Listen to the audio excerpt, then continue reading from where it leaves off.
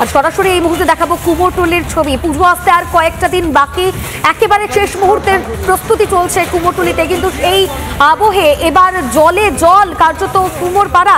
এই মুহূর্তে যে ছবি আপনারা দেখতে পাচ্ছেন, পুজোর মাঝেই জলমগ্ন কুমোরটুলি।